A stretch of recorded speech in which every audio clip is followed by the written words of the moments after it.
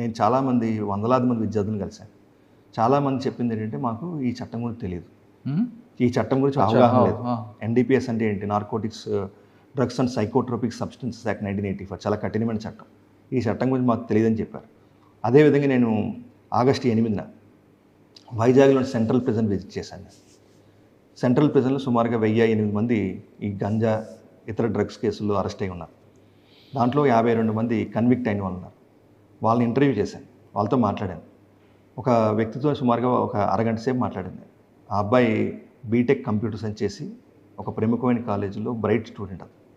అతను ఈ గంజా ఫ్రెండ్స్తోని ఎడిక్ట్ అవ్వడం వల్ల ఒక తమిళనాడు చెందిన ఒక వ్యక్తితో పరిచయం అయ్యి తర్వాత ఈ గంజా పెడ్లర్గా మారాడు.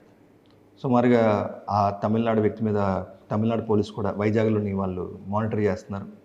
సో అదే సందర్భంలో ఈ 4 ఫ్రెండ్స్, ఈ తమిళనాడు వ్యక్తి, ఈ 5 మంది ఒక కారులోని సుమారుగా 60-65 కేజీల గంజాతో పోలీసులు పట్టుకోవడం జరిగింది.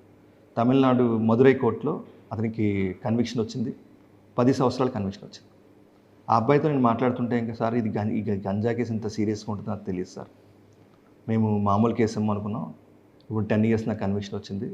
అతను అక్కడ కోర్టులో పిటిషన్ వేసుకుని జైలు ట్రాన్స్ఫర్ కింద మదురై మనకి తమిళనాడు జైలు నుంచి మనకి విశాఖపట్నం జైలుకి వచ్చాడు.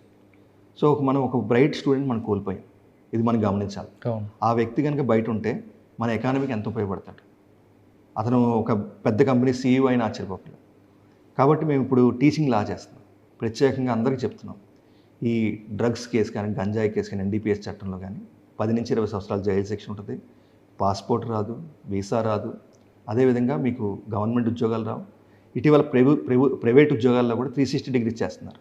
ప్రైవేట్ ఉద్యోగాల్లో కూడా వాళ్ళు బ్యాక్గ్రౌండ్ చెక్ చేస్తున్నారు. ఈ గంజా డ్రగ్స్లో ఉంటే వాళ్ళకి ఉద్యోగాలు దొరకట్లేదు. సో ఇవన్నీ వాళ్ళకి చెప్పడం వల్ల చాలామంది మార్పు మనం సాధ్యం అవుతుంది. ఈ టీచింగ్ లా ప్రత్యేకంగా లాట్ ఆఫ్ క్లబ్స్ ప్రతి కాలేజీకి విజిట్ చేస్తున్నాం.